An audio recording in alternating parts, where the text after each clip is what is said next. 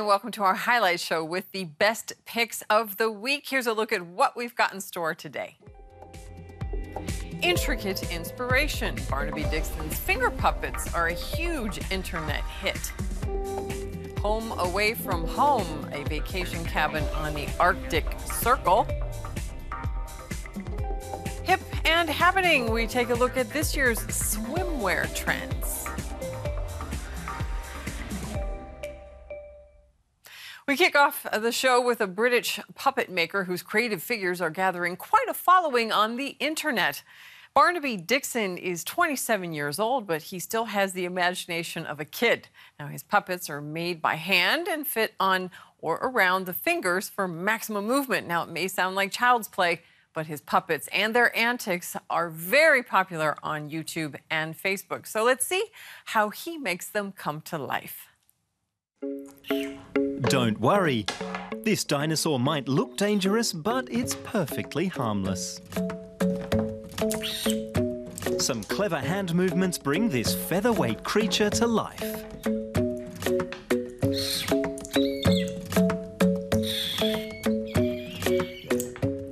It's one of many finger puppets made by Barnaby Dixon. The young man from Bridgewater in southwestern England makes his puppets by hand.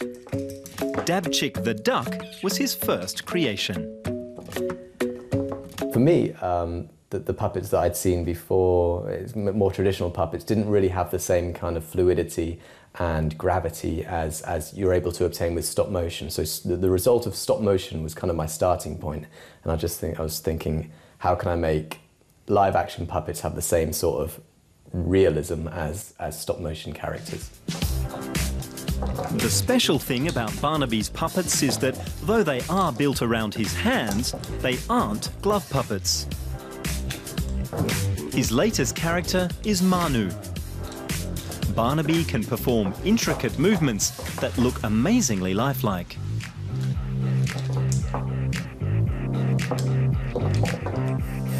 Barnaby often spends time in his workshop perfecting his puppets. The joints are made of metal. The bodies are made of a combination of resin, silicone and plastic. He buys all his materials online.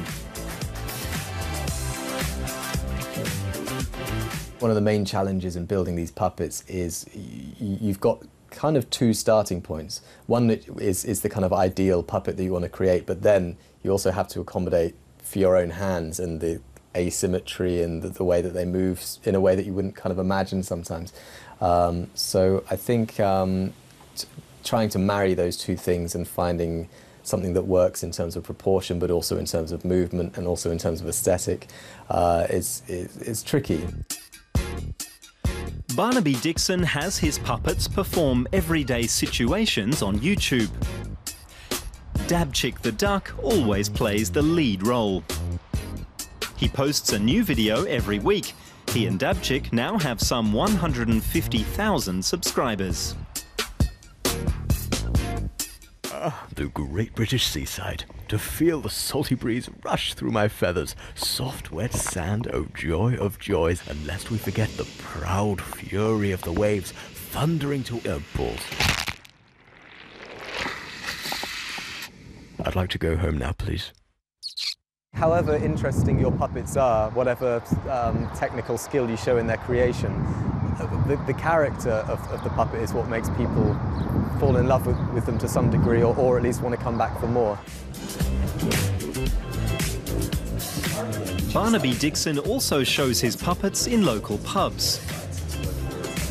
He likes keeping in close contact with his fans, and not only virtually.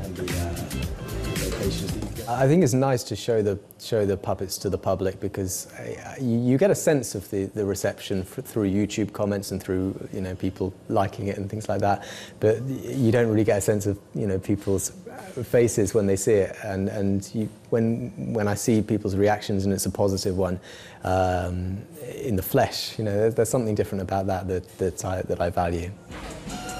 The main attraction tonight is a special dance performance. Manu glows in the dark and Dixon's hands become almost invisible. Riveting stuff for the audience. Should I bring this one around as well? Yes, please. The kind of things on hand and the locations that you go. You look at it and you think it's like moving by itself. You kind of forget about the hands, and you just focus on this puppet. I just couldn't believe how much I lost myself in the character of the piece. With the birds, you feel like it's moving in a way that a real bird or animal would move in.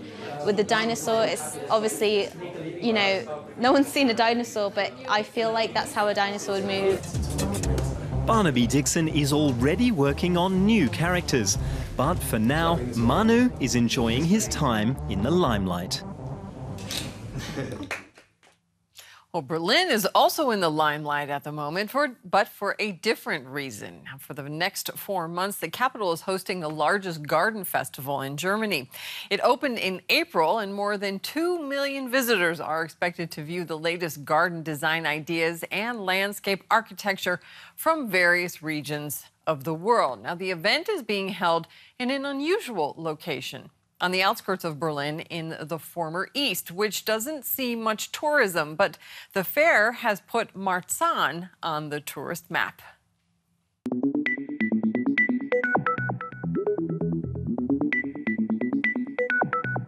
Flower power in the midst of communist-era high-rises in former East Berlin. The flowers don't just attract bumblebees. An ocean of colours is the exhibition's motto, and where the visitors can enjoy an aerial view of the 100-hectare grounds where that is exactly what they see. A stop at this viewing platform is definitely worthwhile. This cloud-like construction affords panoramic views as far as downtown Berlin. The Rose Garden, with its 6,000 different plants, is a particular highlight.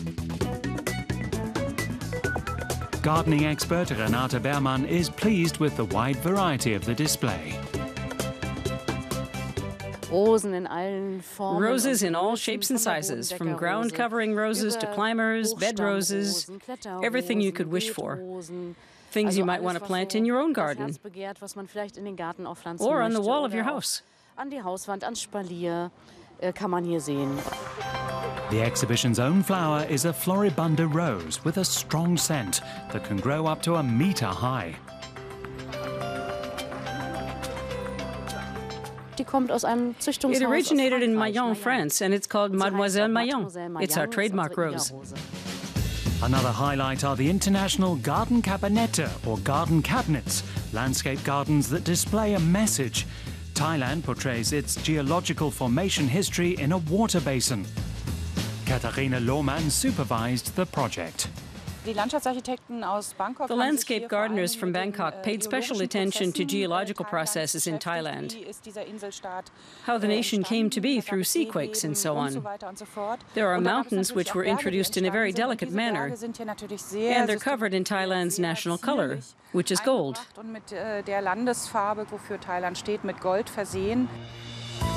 Nearby, an office from Johannesburg set up a flowery greeting from South Africa with a political message to Berlin.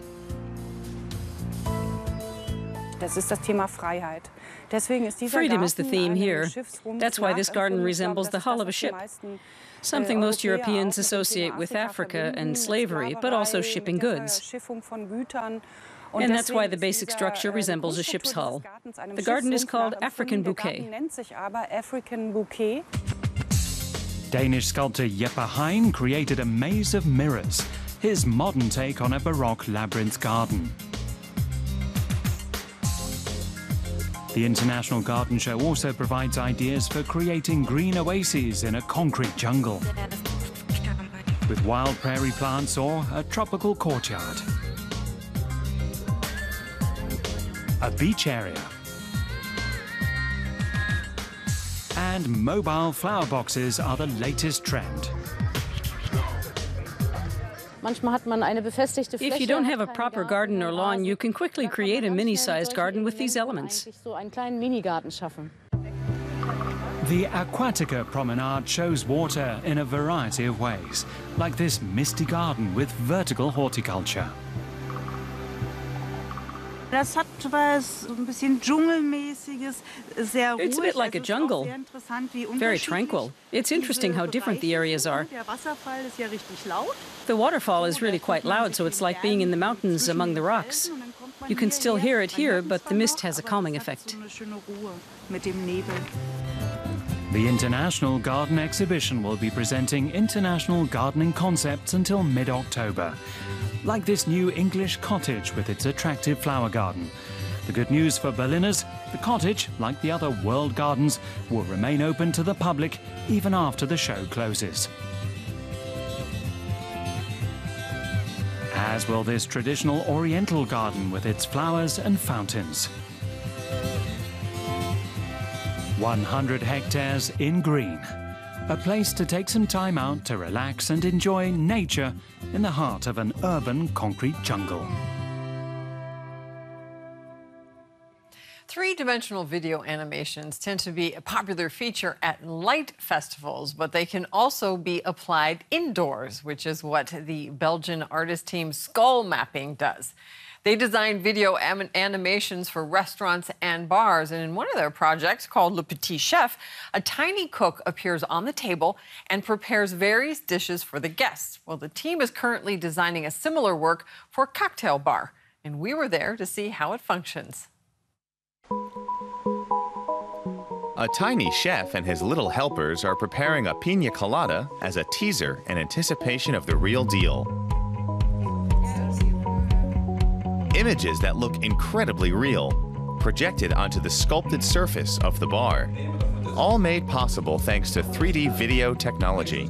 The film was the brainchild of Belgian video artists Anton Verbeek and Philip Sterks of Skull Mapping. The idea was to make a bar, but not just a normal bar, but also put a part in like a sculpture, because a bar is usually flat. So just to make it come alive more or look more 3D. Today, viewers are seeing the unfinished animated video called Cocktail Bar for the first time. And now this is the end, this is what we have so far. I've never seen anything like this. It's a great idea. It's like video, it's a sculpture, it's a scenery, it's like an entire package they deliver. It's not just visuals, but it's actually a story happening in front of your eyes, like watching a real-life movie. Skull Mapping posted their first video, Le Petit Chef, online in 2015. So far, it has received over 39 million clicks.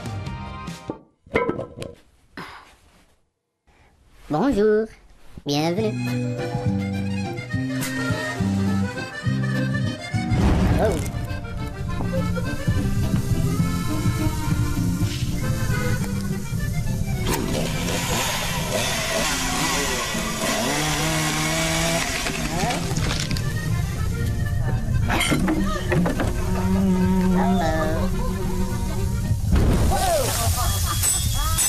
It's nice to create a small world, an imaginary world, and to use some fantasy in this. And in the case of the Petit Chef or the cocktail bar, it's like a small guy in a big world. So that's a lot of fun. Skull Mapping sell their videos to restaurants and event organizers the world over. In this video, the chef follows in the footsteps of Marco Polo. This is part of a meal with several courses. It is on show in a restaurant in Dubai and will come to Berlin soon.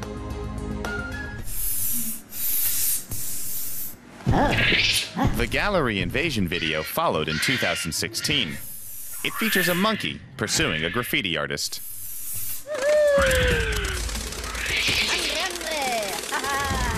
The video artist used a rotating mirror for this animation.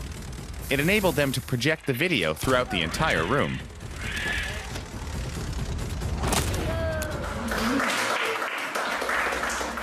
What we make, it's very approachable, and it's for all ages. For all ages, you know, everybody can enjoy it, and that's, I think that's also very rewarding for us, that so many people, different kind of people from different kind of layers of society, enjoy our work. So. The virtual worlds aren't just created on the computer. Acting talent is also called for. For many of their videos, skull mapping use motion capture, a technique that captures human movements and portrays them three-dimensionally on the computer. The artists then place the figures in their virtual scenes and process them.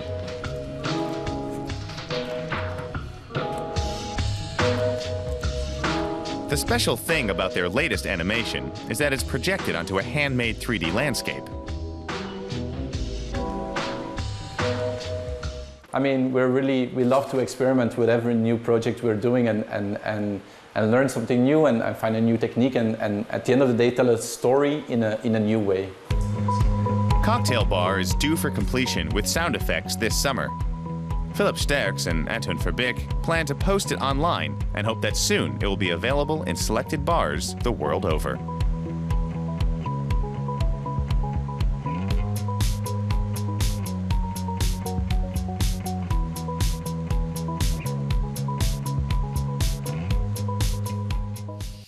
While most of Europe is enjoying the heat of summer, the folks in northern Norway are still thawing out from a long winter, but that doesn't bother one couple who built a home near the Arctic Circle. They like the coziness of northern Norway's cool climate and built a holiday home in which they can hibernate. The Lyngen Peninsula lies north of the Arctic Circle. This holiday home is perfectly suited to the cold climate in northern Norway, where snow covers the ground for roughly half the year. It was built by Hogbard Kramer and Tove Felt. Hello, welcome to my cabin. Come inside.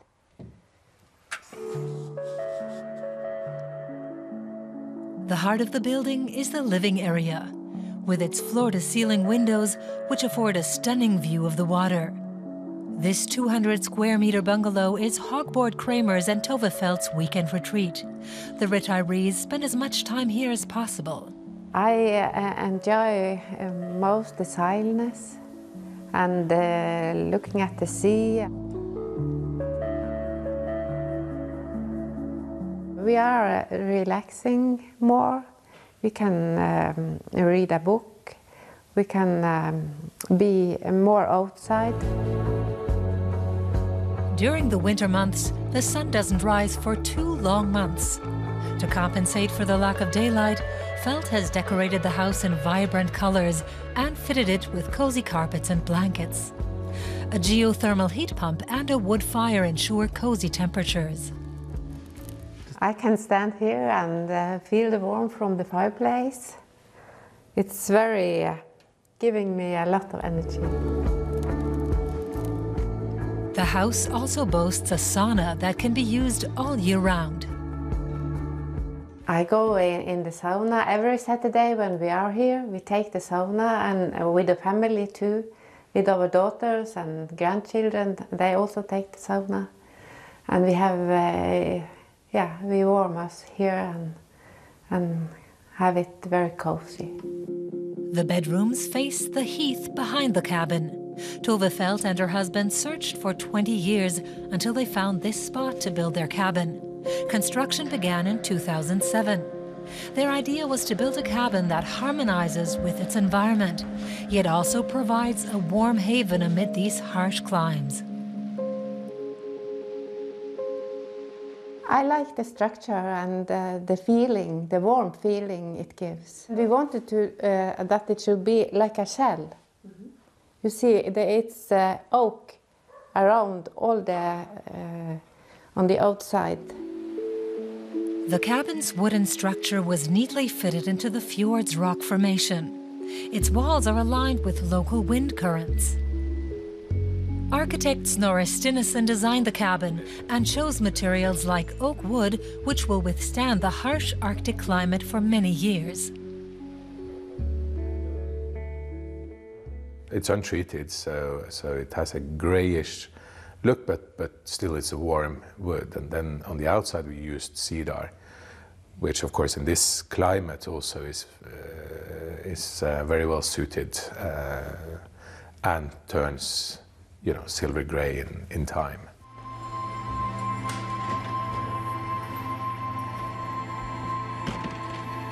Tove Felt and Hogbart Kramer spend plenty of time outside if the weather permits it. Sometimes they can observe reindeer or whales at sea, and in the winter they sometimes see the northern lights. This is why they love being so far north. It's the nature, not the temperature.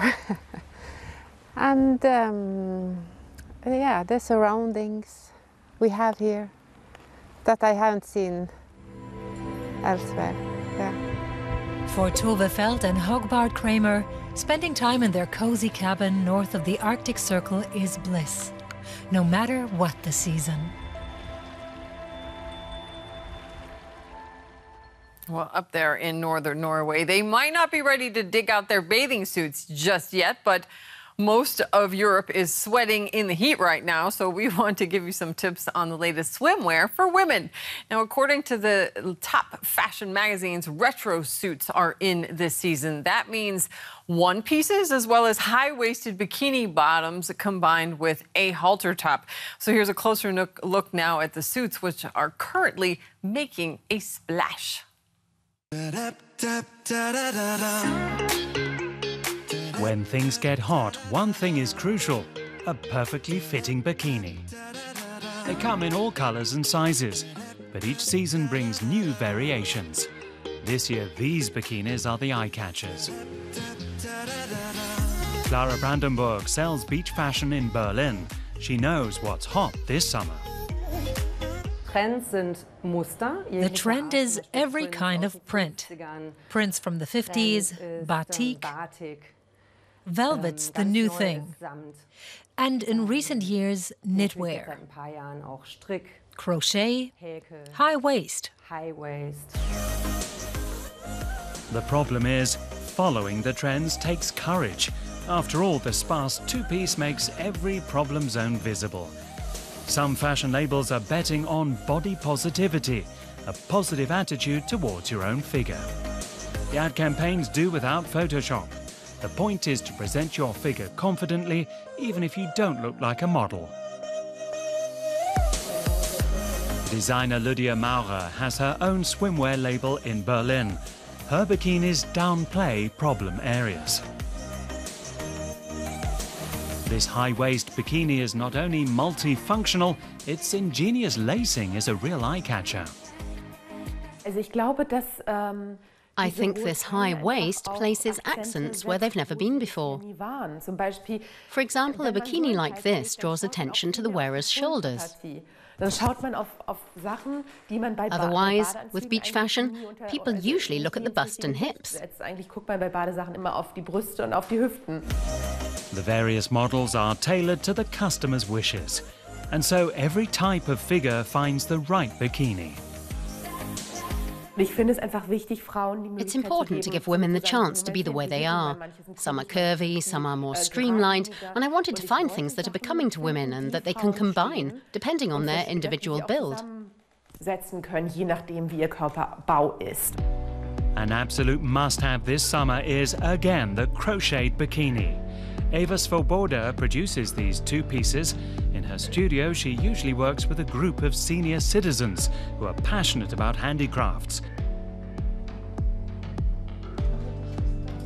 But these crocheted bikinis have little to do with earlier ones. The materials used have been given a modern makeover. Most crocheted items are made of cotton, wool or the like, and that just doesn't work when you go in the water. We spent a long time searching before we found what we have here. We worked together with the Textile Research Institute in Stuttgart, and this is a purely artificial fiber, a polyester. It dries extremely quickly and has all the characteristics of the normal polyamide used in other bathing suits. Whether it's got a high-neck triangle top, is strapless with ruffles and flounces, or has high-waist bottoms, with these bikinis, you can display your fashion sense wherever you go this summer.